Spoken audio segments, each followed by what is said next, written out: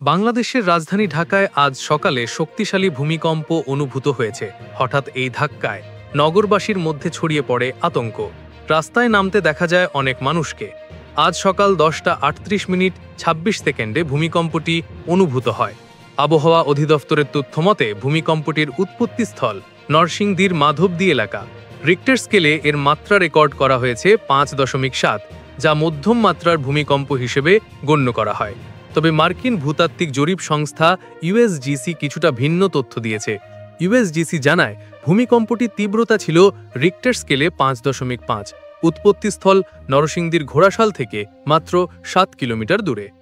ভূমিকম্পের সঙ্গে সঙ্গেই গুগলের আর্থকুয়েক অ্যালার্ট সিস্টেম সকলের মোবাইলে সতর্কবার্তা পাঠায়। এতে মুহূর্তের মধ্যেই রাজধানীর বিভিন্ন এলাকায় উদ্বেগ বাড়তে থাকে। অনেকেই ঘরবাড়ি ছেড়ে রাস্তায় বেরিয়ে আসেন। উচ্চ ভবনের বাসিন্দাদের মধ্যে ছিল বেশি আতঙ্ক। ঢাকার বিভিন্ন এলাকায় মানুষকে দেখা যায় রাস্তায় অপেক্ষা করতে, ভবনের বাইরে নিরাপদ স্থানে দাঁড়িয়ে থাকতে, ফোনে পরিবার ও পরিচিতদের খবর নিতে।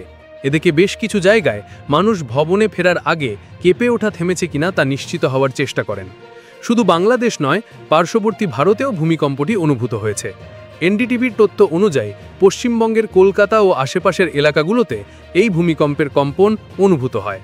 স্থানীয় সংবাদ মাধ্যম জানিয়েছে সেখানেও বহু মানুষ আতঙ্কে বাইরে বের হয়ে আসেন। তবে সংশ্লিষ্ট সংস্থাগুলো পরিস্থিতি পর্যবেক্ষণ করছে এবং আরও তথ্য সংগ্রহ করছে।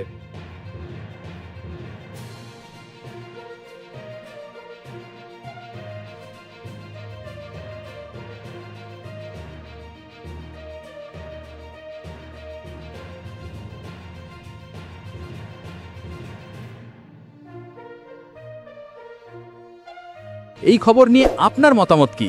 কমেন্টে জানাতে ভুলবেন না। ভালো লাগলে লাইক, শেয়ার ও সংবাদমহল চ্যানেলটি সাবস্ক্রাইব করুন।